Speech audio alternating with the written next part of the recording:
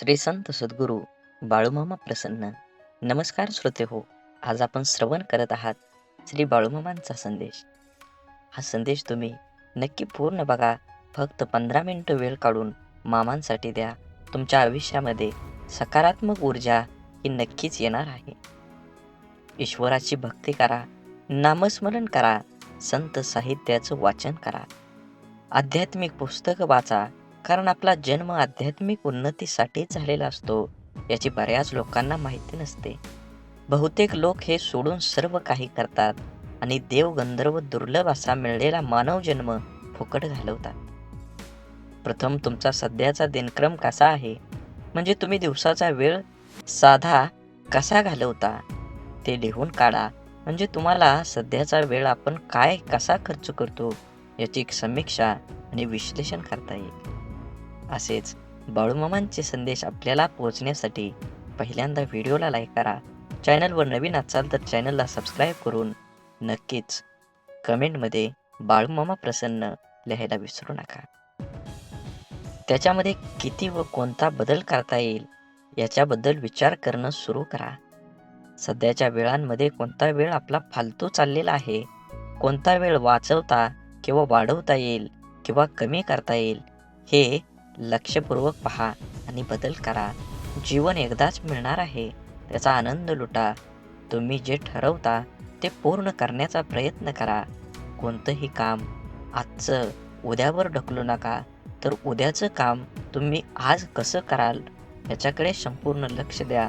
म्हणजे तुम्हाला तुमच्या जीवनावर आत्मविश्वास वाढेल आणि तुम्ही जे काम करत आहात त्याची वेगसुद्धा दुप्पट होईल.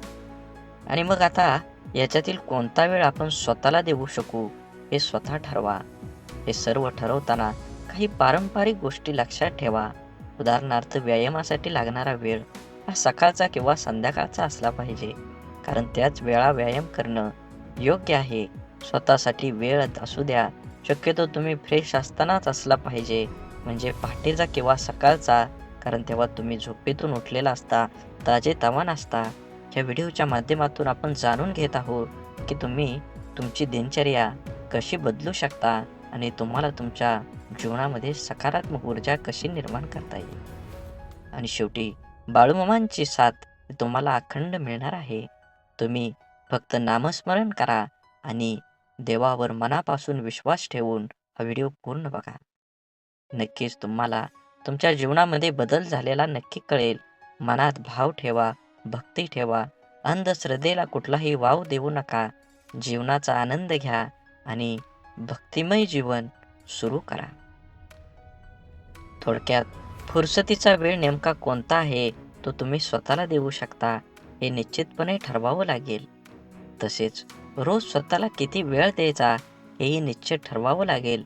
दिवसभराच्या कामानं थकून जायला होतं, त्यामुळे असा वेळ शक्यतो पहाटेचाच असणं योग्य होईल. यासाठी सध्याचं वेळापत्रक थोडंफार बदलून पहाटे लवकर उठल्यास रात्री लवकर झोपण्याचे पाहावे लागेल. म्हणजे झोप पुरेशी होईल आणि झोप पुरी झाल्याशिवाय पहाटे जाग येणार नाही किंवा ताजंतवानंही वाटणार नाही. असंच सवयी लावा आणि चांगलं वाचण्यासाठी, चांगलं ऐकण्यासाठी स्वतःला प्रवृत्त करा. जीवन एकदाच मिळणार आहे, त्याचा पूर्ण आनंद घ्या. प्रत्येकाला 24 तासच मिळतात. त्या 24 तासाचा प्रत्येकजण कसा वापर करतो हे स्वतः परीक्षण करून, स्वतःवर विश्वास ठेवून नक्कीच तुम्ही बदल करा. तुम्हाला येणाऱ्या काळात हे 100% बदल दिसून येतील. या जगात चमत्कार वगैरे असे कधीही होत नसतात. चमत्कार घडतात, येतात, पण तो एका रात्रीत किंवा एका क्षणात होत नसतात. त्याला निरंतर कष्ट आणि प्रामाणिकपणा लागतो, तरच तुम्हाला तुमच्या जीवनात चमत्कार बघायला मिळणार आहे. म्हणून लक्षात ठेवा, देवावर विश्वास आणि स्वतःवर आत्मविश्वास हाच खरं चमत्काराची व्याख्या आहे.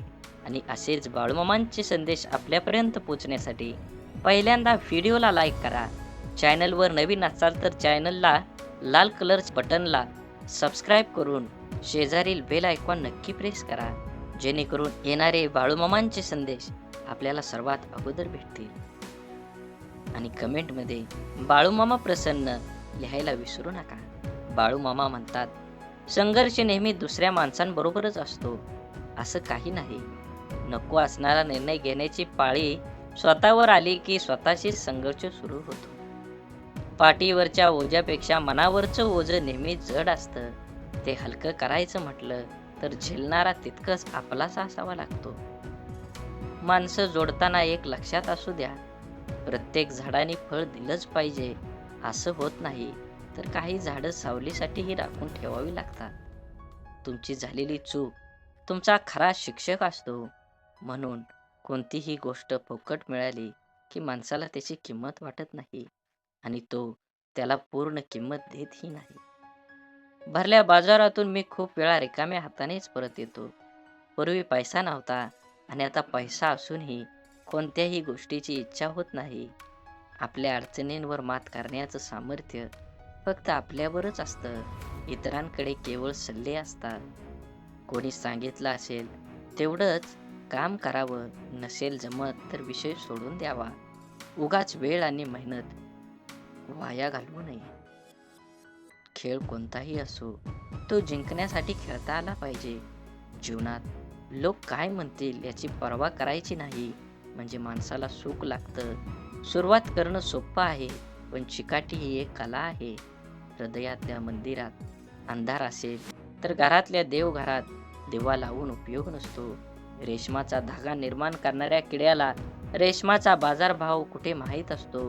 नको नको वाटणारे विचार मनातून हुसकता न येणं ही काहीही नर्कच आहे. म्हणून चांगला विचार करा, चांगलं बघा, चांगलं ऐका आणि असेच बाळूमामांचे संदेश आपल्यापर्यंत पोहोचण्यासाठी पहिल्यांदा व्हिडिओला लाईक करा. चॅनलवर नवीन असाल तर चॅनलला सबस्क्राईब करा आणि कमेंटमध्ये बाळूमामा प्रसन्न लिहायला विसरू नका. मोत्याच्या हारापेक्षा माणूस घामाच्या धाराने शोभून दिसतो.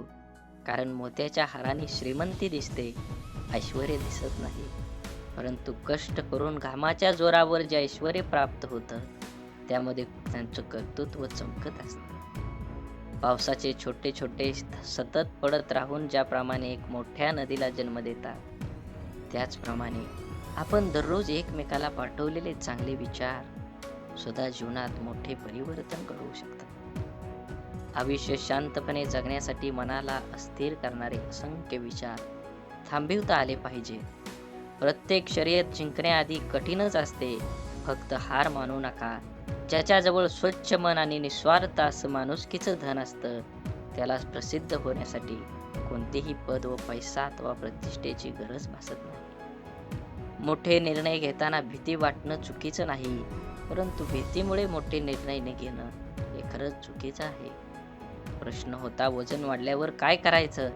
देवाचं उत्तर आलं, शरीराचं वाढलं असेल तर व्यायाम कर, मनाचं वाढलं असेल तर ध्यान कर आणि धनाचंच वाढलं असेल तर दान कर. या कलियुगामध्ये सर्वात श्रेष्ठ काय असेल तर ते दान आहे आणि दानामध्ये सर्वश्रेष्ठ काय असेल तर ते अन्नदान आहे. जेवढं आपल्याला होईल तेवढ्या परिस्थितीनुसार आपल्या समोरच्या व्यक्तीला अन्नदान केल्यानं फायदा होतोच होतो, पण पुण्याचं पारडं वाढतं आणि आपल्यावर हे देवाचे आशीर्वाद कायम राहतात. फूल नाही फुलाची पाकळी माणसानं दान केली पाहिजे. आंधळा माणूस एका मंदिरात गेला. मंदिरात दर्शन घेत असलेले लोक त्याला मागून म्हणाले, दर्शनाला आलाय, देवाला बघू शकणार का? आंधळा म्हणाला, काय फरक पडतोय, माझा देव तर मला पाहतोय ना. दृष्टी नसली तरी चालेल, पण तुमचा दृष्टिकोन चांगला पाहिजे, तर तुमच्या जीवनात विचारांचे पुष्प उमलतील. आपला स्वभाव शांत व संयमी असणं सर्वांच्या दृष्टीनं हिताचं असतं. सतत चिडचिड किंवा तापटपणा चांगला नाही. त्याचा इतरांसोबत स्वतःला पण त्रास होतो. समोरच्या व्यक्तीचं बोलणं किंवा कृती एखादी परिस्थिती शांतपणे हाताळायला आली पाहिजे. त्याविषयी प्रतिक्रिया देताना संयम दाखवला पाहिजे.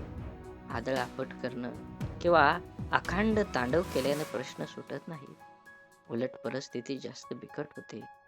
पण काही प्रसंग असे असतात की तिथे संयम ठेवणं किंवा शांत राहणं अयोग्य ठरतं. तिथं कसंही करून परिस्थिती आटोक्यात ठेवणं खरंच खूप महत्त्वाचं असतं. म्हणून परिस्थितीची झगडून पुढं आलेली माणसं नेहमी जपली पाहिजेत. कारण जीवनाचे तत्वज्ञान ती माणसं फक्त शिकलेली नसतात, तर जगलेलीही असतात. कडकडून भूक लागली की चटणी भाकरी पुरेशी असते आणि भरल्या पोटी पंचपक्वान ही नकोसं होतं. तेव्हा योग्य वेळी जे मिळतं ते आपलं म्हणून स्वीकारून जीवन आनंदाने जगलं पाहिजे. जो सत्याच्या मार्गावरून चालतो त्याला अडचणी खूप येतात, परंतु देवाची त्याचे नाव बुडू देत नाही. प्रश्नांपासून नेहमीच पळता येत नाही. कधी ना कधी ते पळणाऱ्याला गाठतातच. पळवाटा मुक्कामाला पोचवत नाहीत, तर मुक्कामाला पोचवतात ते फक्त सरळ रस्तेच. मौन आणि हास्य या दोन्हींचा उपयोग करा. मौन आपलं रक्षा कवच आहे आणि हास्य स्वागताचं द्वार आहे. सूर्य पूर्वेकडे उगवला की सूर्योदय आणि पश्चिमेकडे गेला की सूर्यास्त. माणसाचं पण असंच असतं. समोरचा माणूस तुमच्या मनाप्रमाणे वागला तर तो चांगला आणि मनाविरुद्ध वागला तर तो वाईट. जीवनाच्या अडचणी कितीही असोत, चिंता केल्यावर त्या वाढतात, शांत राहिल्यावर त्या कमी होतात आणि संयम राखल्यास त्या नक्कीच संपून जातात. हवेची पण काय गंमत असते ना. चाकातून गेली तर चाक पळत नाही आणि डोक्यातून गेली तर चांगलं वाईट कळत नाही. लहान मुलांचे संस्कार देण्यासाठी आजी नावाचं विद्यापीठ घरी असायला हवं, वृद्धाश्रमात नाही. आयुष्याच्या झोपडीखाली निवांतपणाचं जीवन नुसतंच कधी. बालपण हरवलेल्या दिवसाची करुण कहाणी रेखाटताना सारी पिठावरच्या सोंगट्या जगण्याचं अंतिम ध्येय शिकवत असतात. जीवन आणि मन यांचा आनंदी सोहळा म्हणजेच आपलं जीवन आहे. ते प्रत्येकानं आयुष्याच्या प्रवासात वेगापेक्षा दिशा ही फार महत्त्वाची आहे. जर हा दिशाच ठाऊक नसेल तर वेगाचा काय उपयोग. म्हणून सोनं ठेवायला लॉकर मिळून जातो, पैसा ठेवायला बँक सहज मिळून जाते, पण मनातील गोष्ट सांगायला योग्य माणूस मिळणं याला खूप भाग्य लागतं. आपले विचार हेच आपल्या भविष्याचा चेहरा आहे. नकारात्मक विचार केला तर प्रत्येक संधीमध्ये आपल्याला अडचणी दिसतात आणि सकारात्मक विचार केला तर प्रत्येक अडचणीमध्ये संधी दिसेल. जेवढी मोठी स्वप्न असतात तेवढ्याच मोठ्या अडचणी पण येतात आणि जेवढ्या मोठ्या अडचणी येतात यश सुद्धा तेवढंच मोठं मिळतं. मळलेली प्रत्येक नोट ही जरी दिसायला खराब असली तरीही तिची किंमत बाजारात असलेल्या नवीन नोटी इतकीच असते. म्हणूनच माणसानेही आपल्या मनमोकळेपणावर कमीपणा घेऊ नये. व्यक्तिमत्वाला आणि स्वभावाला न शोभणाऱ्या भूमिका नाईलाजास्तव साकारायला भाग पाडणारं अनियंत्रित चित्रपट म्हणजे आयुष्य असतं. विचारांच्या शक्तीचा भविष्यावर परिणाम होत असतो. किती होतो, कसा होतो हे ज्याच्या त्याच्या विचारावर अवलंबून असतं. आयुष्यात बालपणीचाच काळ फक्त सुखाचा असतो. प्रेमाच्या निस्वार्थी नात्याला फुलवायला वयाची मर्यादा कधीही आड येत नाही. कोणाच्याही आयुष्यातून संघर्ष जिणं कधीच संपत नाही. हे काही काळापुरतं थांबलं असेल पण संपलेलं नाही. आनंद हा पाहिलेल्या गोष्टींपेक्षा स्वतः तयार केलेल्या प्रसंगाने द्विगुणित होतो. श्री बाळूमामा प्रसन्न. झाडे लावा, झाडे जगवा, माती वाचवा, पाणी वाचवा, सेव्ह अर्थ. आणि मनात मामांबद्दल आणि देवाबद्दल भाव असेल तर नक्कीच चॅनलला सबस्क्राईब करून व्हिडिओला लाईक करा आणि कमेंटमध्ये बाळूमामा प्रसन्न लिहायला विसरू नका. धन्यवाद.